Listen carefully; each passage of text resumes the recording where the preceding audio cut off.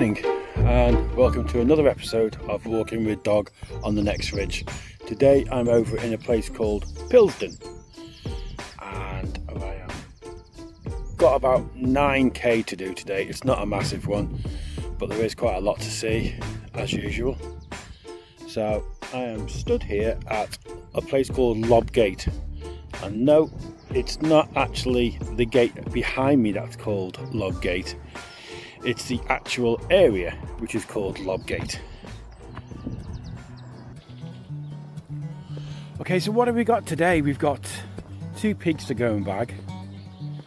We have a mystical creature to go and find. We've got a Knights Templar estate and boundary. We have a cursed skull which refuses to be buried in a haunted house.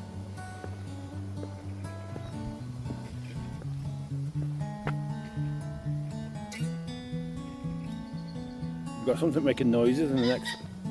That's what was making noises in the next field. Ooh, let's have a look. Just spin you around.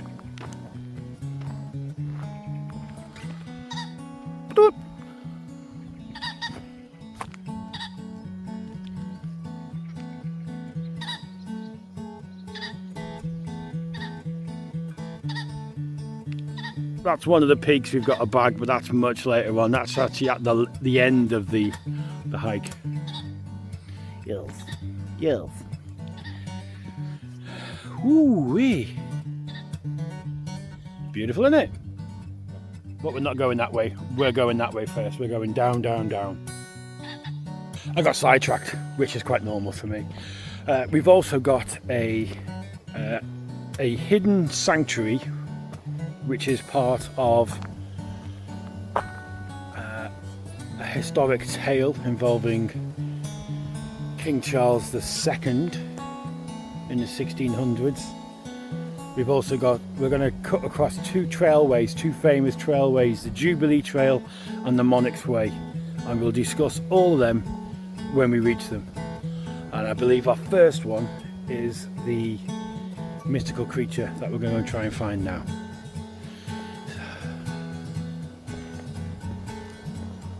How do I turn it? Oh, this gimbal.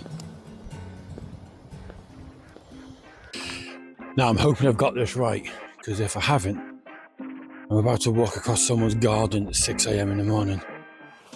But this apparently is the location of a mystical creature. Oh, as you can see, it is. But I'm not going to make too much noise in here. As I say, it is extremely early.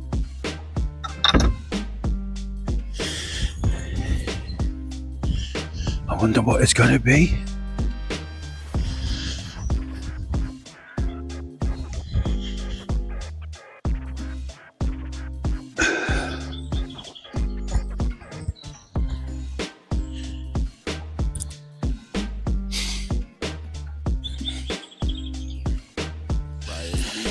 Okay, so you don't go that way, because that way is private. So we follow this way. All the way through someone's garden.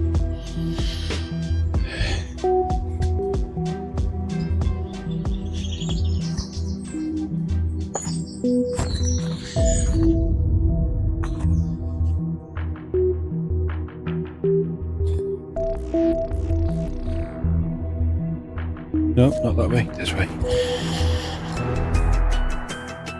Almost went on the private bit. See, this is the thing about the UK. It has so many little areas where they cut across people's private land and it's accessible. You've got to treat it with a bit of respect, can't be making much noise. So I am whispering, so I'll have to adjust the volume.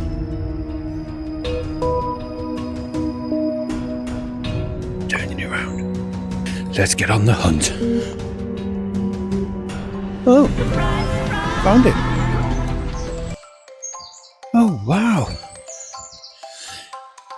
It's a unicorn.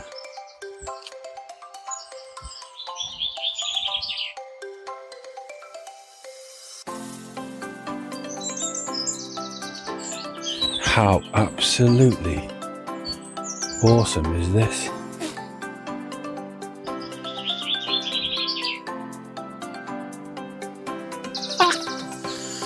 That's wicked.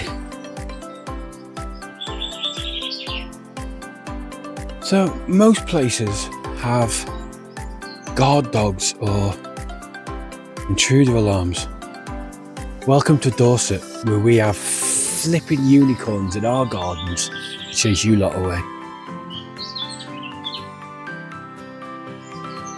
That's magnificent. Look at that.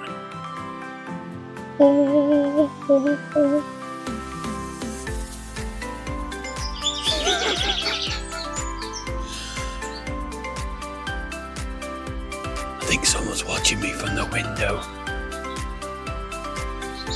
They're making their cup of coffee and I'm standing in their garden staring at a unicorn, chatting to you lot. Morning.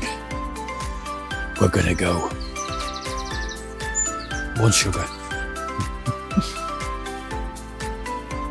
Tell you what, the house by the side of it now, I'm not going to record it just yet, but the views they get are just awesome. I'll wait till I get to the tree line and I'll give you a quick view of the house and just what it sees. Whew. So there's the house behind me there, and look at this view, look at all that.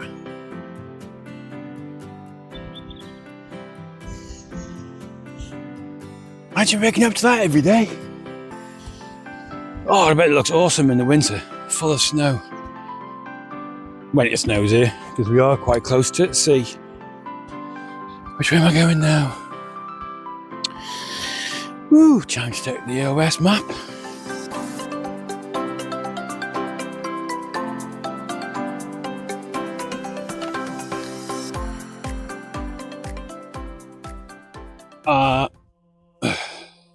Turn this way because I'm right in the sunlight there.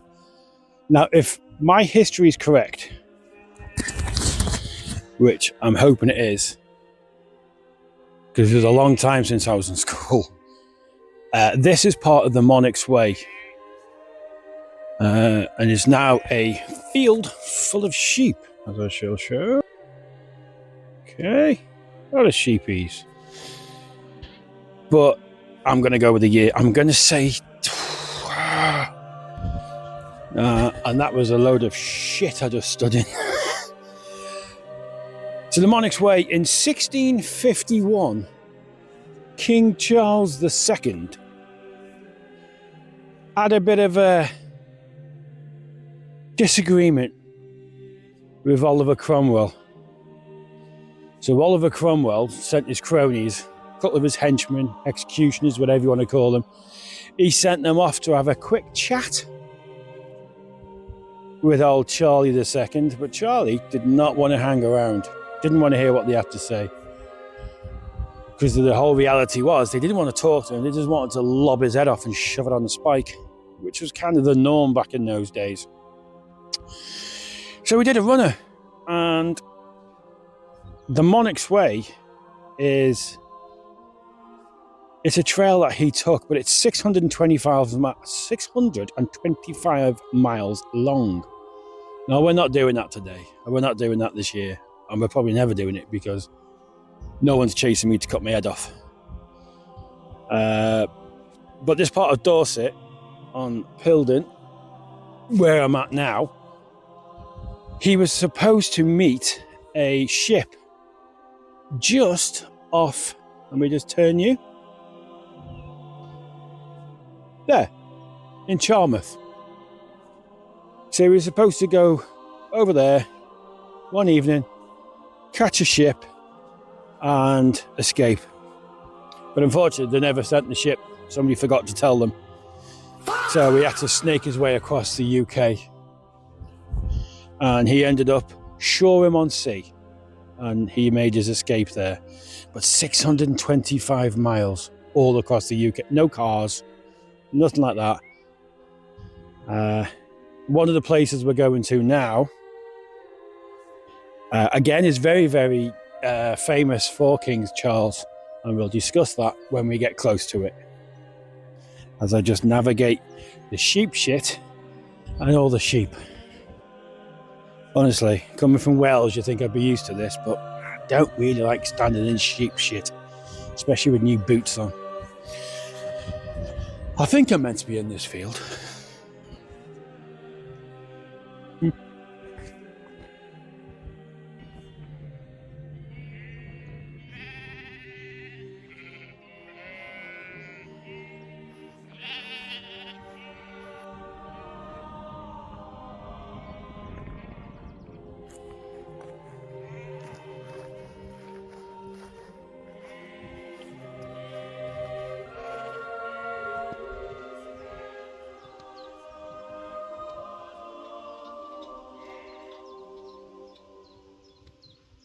We're about to come to a place called Pilsden Manor. Now, Pilsden Manor is very famous for two reasons. The first reason for being Cromwell's cronies thought that King Charles II was hiding out here dressed as a woman. Bearing in mind King Charles was also 6'2", built like a brick shithouse with a beard, he just stuck out like a sore thumb. And in those days, it was kind of frowned upon. 2026? Not so much. You wouldn't bat an eyelid at it now. But I would anyway, but there we go. And then the second reason, we'll go and have a look at now, and we'll talk about when we get closer to it. So come on. So this part is part of the old Pilsden Manor, which is where he was hiding. It's now a sanctuary for like mental health crisis. So it's a crisis centre. It's run by a Christian church group. It's all self-sustained. They live off the land and volunteer work, which I think is absolutely beautiful, wonderful idea. So we're just going to go around this corner now. Apparently you can see a little bit more of the manor house, and then there's a church also, which you need to go and see. So it's actually called the Pilsden Community, as you see up here.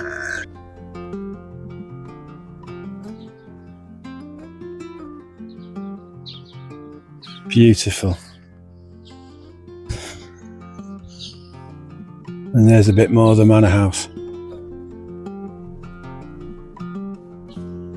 And all the cottages they've built on the side of it.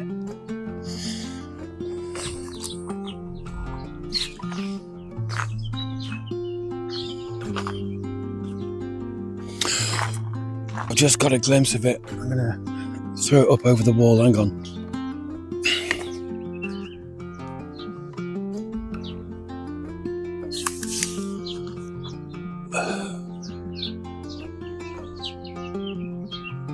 So there it is. That's Pilsden Manor. That's where King Charles II was hiding. And that's where they came to find him. And as I say, now it's Pilsden Community, which is a Christian sanctuary for people with mental health issues or midlife crises or homelessness. Just doing wonderful things in the community for people who have lost their way in life. Absolutely love that. And let's go and see the church that they have, St. Mary's Church, I believe it's called. Look at it, love. Look, look, look.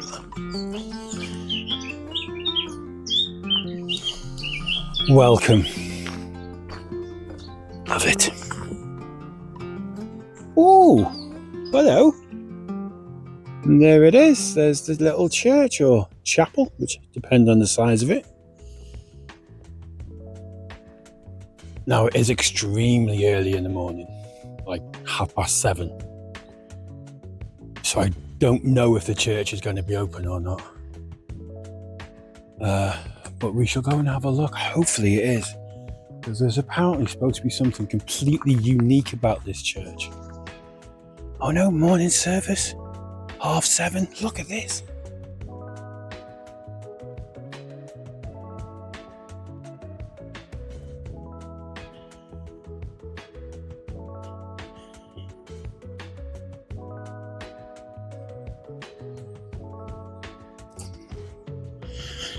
might be people inside, so we'll just stay quiet.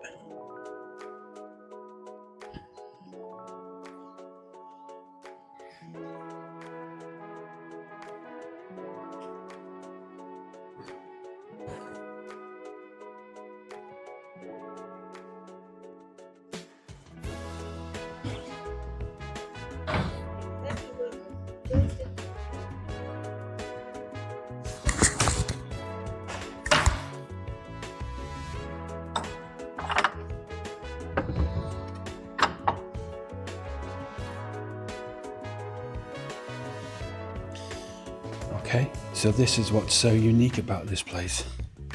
What don't you notice? There's no pews. They use straw bales to sit on.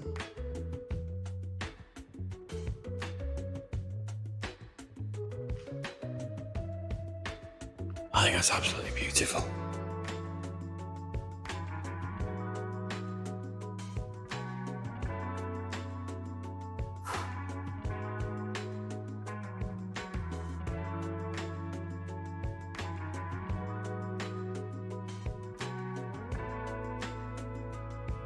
A few chairs, but all this.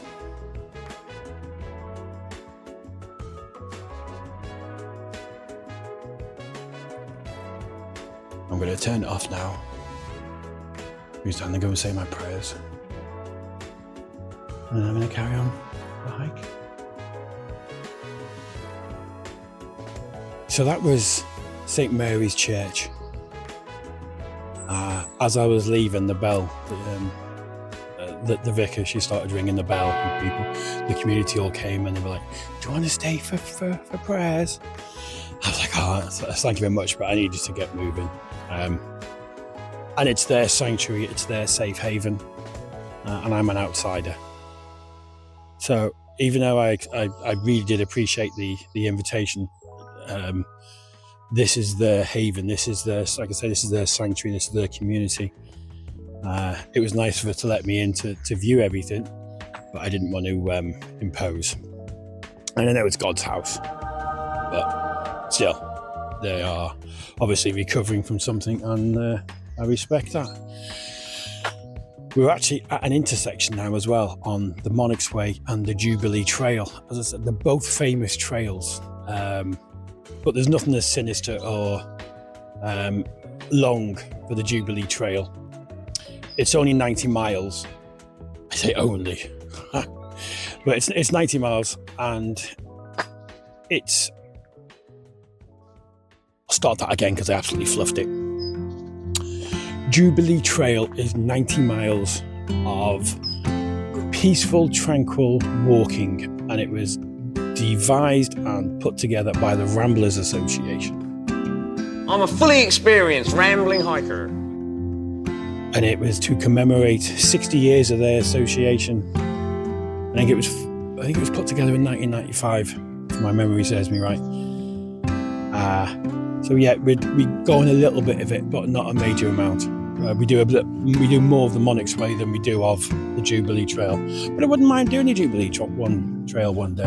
Well, frightening the birds.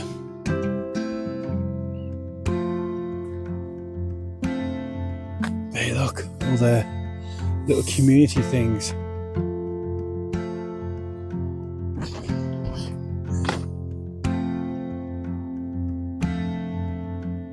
Little information board and greenhouses. As I say, it's completely self-contained. Self-sustained. They live off the land and donations. Donations. So peaceful, and I mean, so peaceful.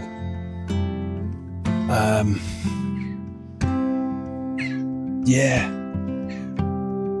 I think if I don't get out of here pretty soon, I'm going to end up just staying, and you'll never see me again, because it's got a church, it's got a farm, the countryside. It's quiet. This is just an absolute slice of me. A slice of me. As I say, I've got to get moving, otherwise I'm not leaving here. No. Wow. 1, 2, 3. Burial bowls. Thank you.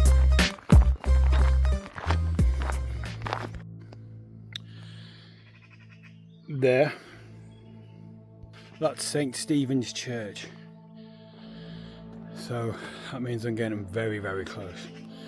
Now, in there is the body, but not the head. Huh?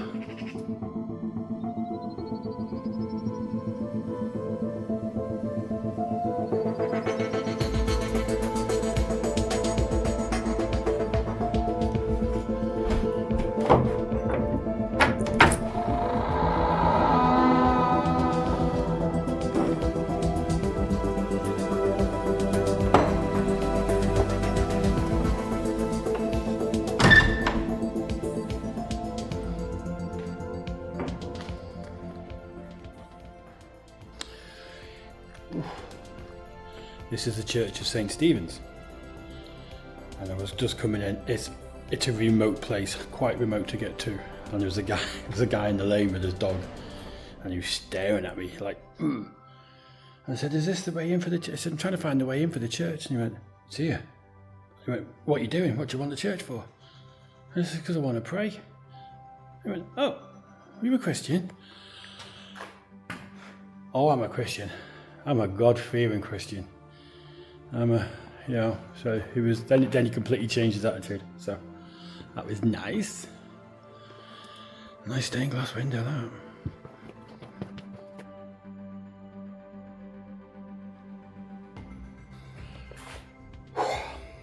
It's warm. It's really warm. So I'm going to stay here for a few minutes, and then when I'm outside, I shall tell you the relevance of this church, and then the next place where I'm going. And it's quite a dark story, to say the least. I don't know where my eye should be looking on. I think it's here. Yeah, can't see the camera. Blind as the bat without my glasses.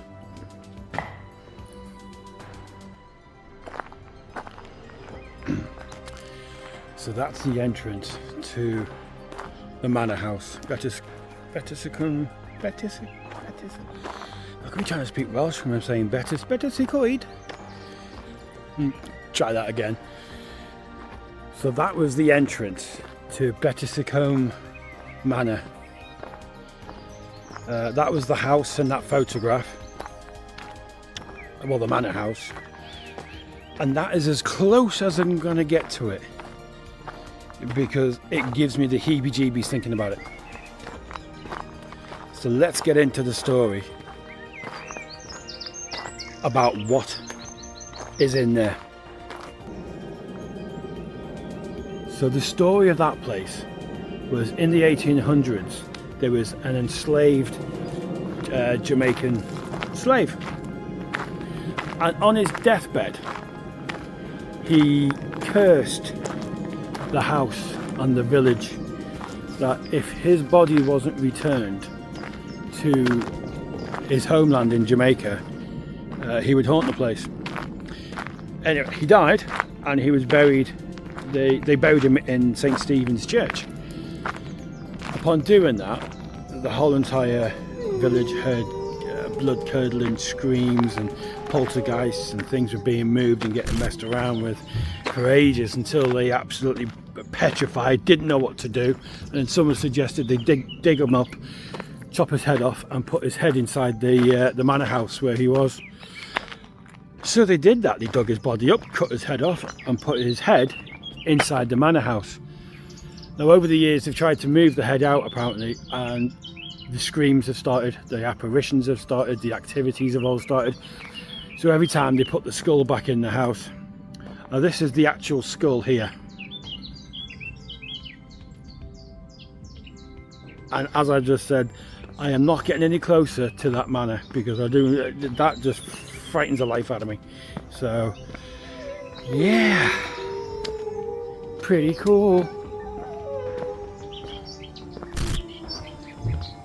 That's the story, the tale of the haunted skull that will not be buried in Bettiscombe.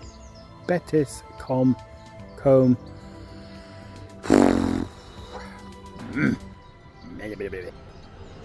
the tale of the haunted skull of Bettiscombe Manor that refuses to be buried. We've got to go all the way up now, spin you around, up to a place called Templeman's Ash. Now when we reach Templeman's Ash, will be this week's Wikipedia lesson. How about that? This day just has it all. And you're getting this for free. You're just sat there watching. And I'm out here doing it all. So if you like what you see, hit that link, like, subscribe, because I'm going to keep doing them anyway. You may as well follow me along with it.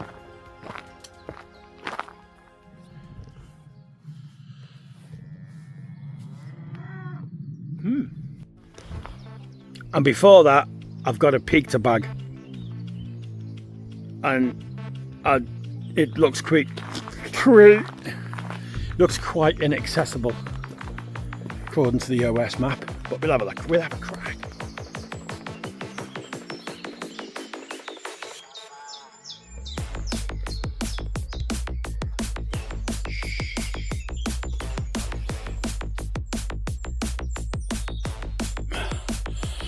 Just over those trees, and I mean just over those trees, is the marker where realistically I needed to be to bag the peak for Sliding Hill. I don't know if I've done it. I don't know. I think I'm pretty too many feet away from it, and I'm not going to go any further because it is private land.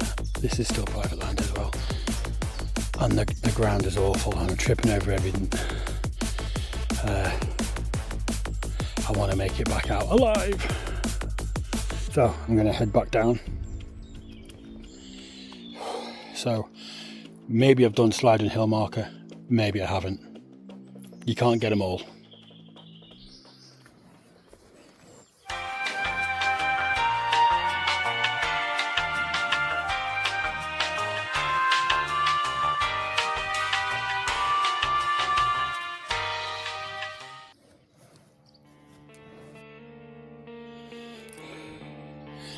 I have no idea, but this is not footpath. This is the cow path, and thankfully all the cows are at the bottom field, because you would not want to come across about 30 grown cows along this section.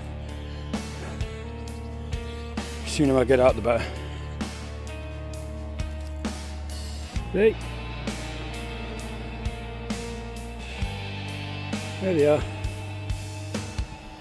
And that's where we've popped out of.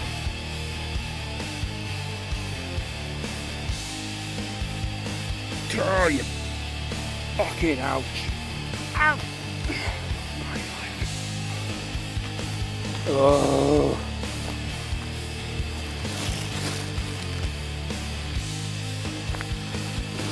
You make me sick, people. You make me fucking sick. All this beauty, all even there.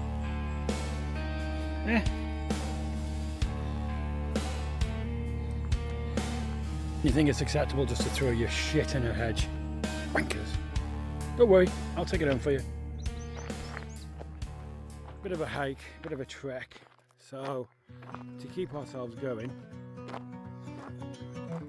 you fancy a little bit of Wikipedia? Go on then. So in this area we are in now, or about to approach, I also don't know if I'm meant to be in here because there was a private sign up there. We'll find out when we get to it. Oh yeah, back to the story. So, the Wikipedia for this week. This area that we're in is called Templeman's Ash.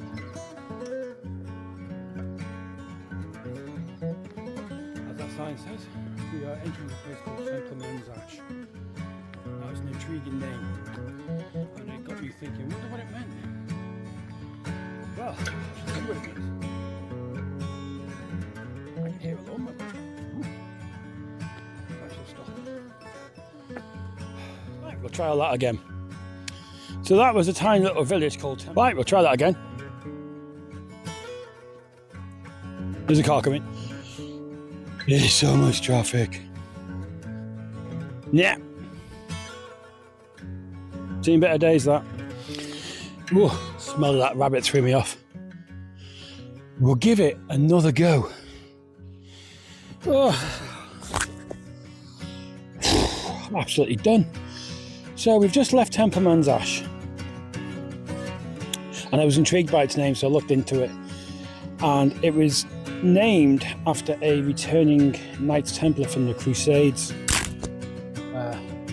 Didn't find out what his name was, but that's irrelevant because they didn't name it after that. It was only known as the Templeman's boundaries, and then they shortened that down to the Templeman's Ash because he planted a load of ash trees to let people know where his land started and ended. So it was only ever known locally as the Templeman's Ash. And over the centuries it stuck, so he is long, long gone, but the name he called it stays. I think I'm in the right field. I don't know. But I think up there is where I've got to go next. I better get moving. Fucking hot. Sorry, excuse my language. It's flipping hot. Give it that much. Whee!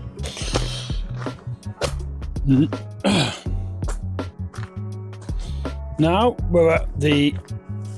Wow, dickhead. Finally made it to the last bit, which is the Iron Age hill fort known as Pillsden Pen.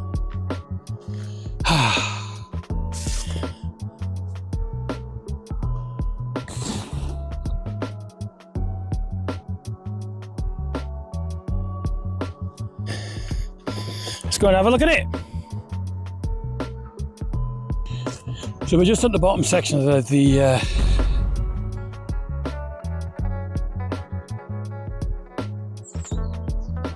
thumping sound. Yeah, we're at the bottom section of the castle, about to climb up to the ramparts. And you know me, I do love a rampart. Fuck off. So we're just going to make our way up to the ramparts and then see what this place has to offer, because I've not seen it. I've not researched it.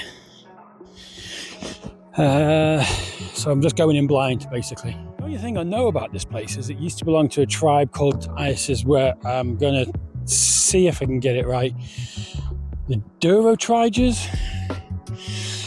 Oh, it's breathing heavy as well. They were an ancient Dorset agricultural Iron Age clan, and they had this one and many, many, many wonderful hill forts across Dorset.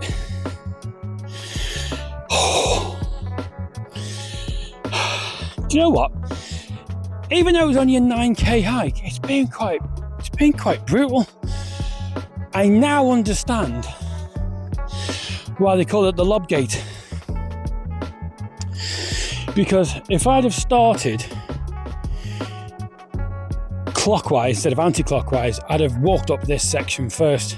And yeah, from the other side, it would have been just a slow, trudging, heavy step. So, Lob Gate, I get it. And up we go. And let's see what's up here then, eh?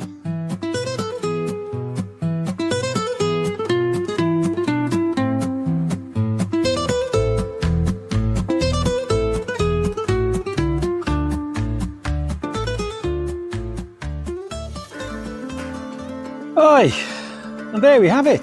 That's the Pillsden walkover. I can't remember what I called it because my head is on fire, but I put on the screen what I called it. And what have we seen then? Let's have a recap of what we've seen. We've seen the lob gate, a unicorn in someone's garden, a straw-seated church, a community called the Pillsden Community, which is a Christian centre for the homeless, people with mental health issues, people who are lost in life. We've been on parts of the Jubilee Trail. We've also been on the Monarch's Way, and we've seen the manor house where King Charles II was apparently hiding dressed as a woman. Oh yeah. We've seen the haunted skull that won't be buried in the church that his body is still buried in, but not his head. We've seen the Iron Age hill fort, which we've just come down.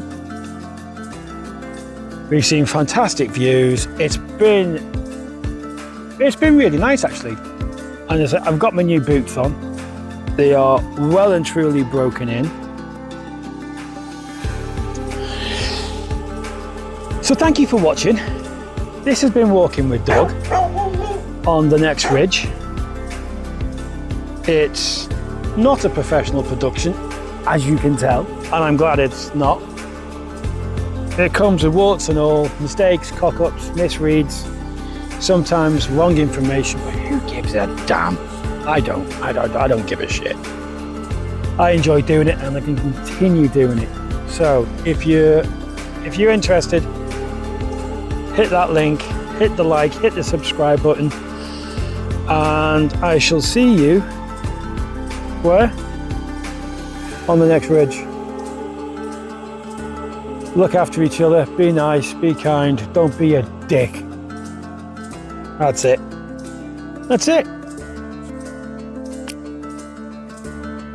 Adios, muchachos. And I'll end it with a fantastic view. No, not